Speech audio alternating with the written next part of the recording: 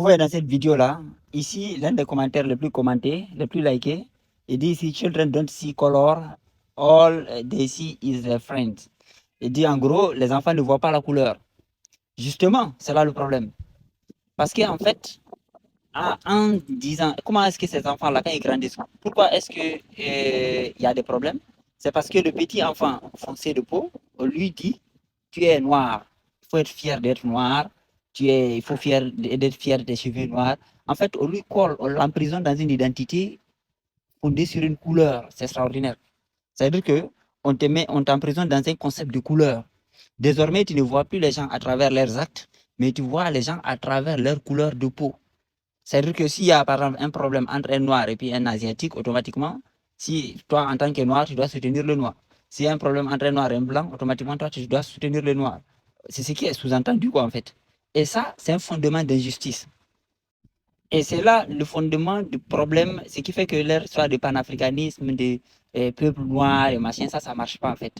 Parce que c'est essentiellement injuste, en fait. Parce que ça veut dire qu'en fait, tu es ennemi de tous les autres, en fait.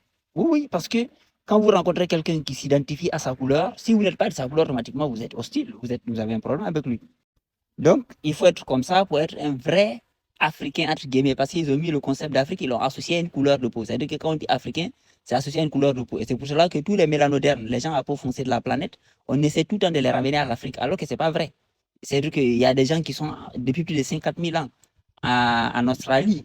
Tous les Indiens d'Amérique, c'était des mélanos quasiment. Voilà. Donc, tout cela, on essaie de la ramener à l'Afrique parce qu'ils ont associé l'Afrique à la couleur de peau, à une couleur de peau, en fait. Vous voyez, non?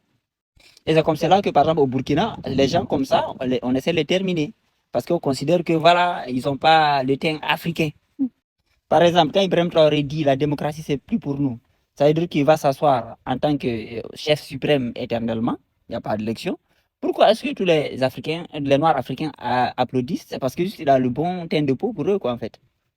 Et par exemple, lorsque le président du Niger, Bazoum, a été renversé, les gars, là, beaucoup d'Africains étaient contents, d'Africains noirs, ils étaient contents, juste parce qu'ils considèrent que lui, là, vu son teint de peau, bien qu'il a été élu par les yeux, il n'est pas légitime en fait.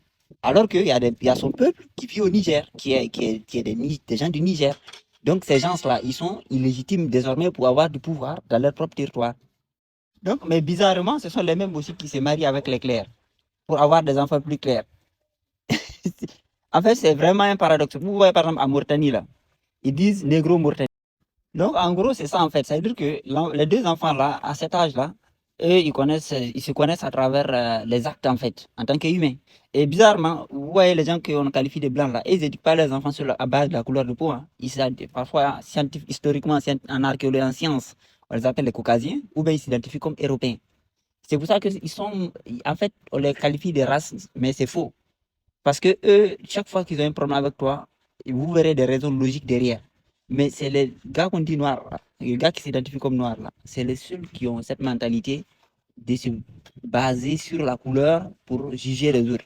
Et ça, c'est introduire comme une animosité entre eux et les autres. Parce que désormais, on n'est plus pareil. Parce que c'est soit le noir, il prédomine, soit les autres, ils prédominent. Donc, c'est nous et les autres désormais. On n'est plus pareil. Vous voyez le problème? Et nous, par exemple, nous, les Peuls, quand on dit on n'est pas dedans, on n'est pas noir, on est juste des Peuls. Et nous disons, ah, problème. Quand les gars de l'Éthiopie ils disent qu'ils sont pas dans cette affaire de noir et ils sont juste, je sais pas, Abacha ou Éthiopiens, les gars les crient dessus. Vous voyez, non? Et les gars, ils sont dans des paradoxes pas possibles. C'est-à-dire que les mêmes qui courent derrière la femme de tous les autres peuples pour toujours s'hybrider, c'est les mêmes encore qui développent de l'animosité envers les autres. Parce que ces enfants-là, à cet âge-là, ils n'ont aucune animosité envers personne. Ils se voient à travers leur comportement et leurs attitudes, ce qui est la vraie perception. Mais on va mettre la petite là, on va commencer à lui dire noir, tu appartiens au noir, tu appartiens au noir. Et donc, il y a des paradoxes comme ce qui se passe en Sud-Afrique, où des gens qu'on qualifie de noirs, qui bastonnent d'autres gens qu'on qualifie de noirs. Là, les gars, ils disent, merde, qu'est-ce qui se passe? C'est comme le mot bantou, parce qu'il y a les Congolais qu'on chasse du Sud-Afrique là. En fait, supposément, les Sud-Africains sont bantous et aussi sont bantous. Bizarrement, les mêmes bantous chassent d'autres bantous. Ouais, le paradoxe. C'est pour cela que, en tout cas, nous, les peuples, ils doivent prendre conscience de ça. Laissez-les avec leurs termes de couleur là. Nous, on ne s'identifie pas par une couleur de peau. On voit les gens à travers leurs actes et leurs conduites, leur comportement. Point barre. La couleur, on s'en bat les couilles.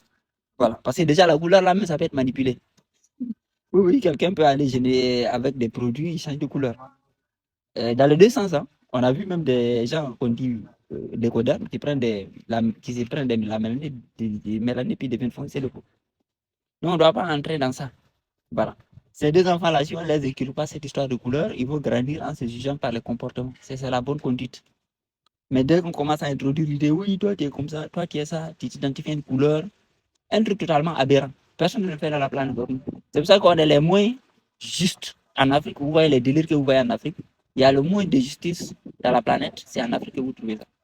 Vous voyez par exemple au Cameroun, là, les injustices tellement d'un autre niveau qu'eux-mêmes ils le tournent en dérision.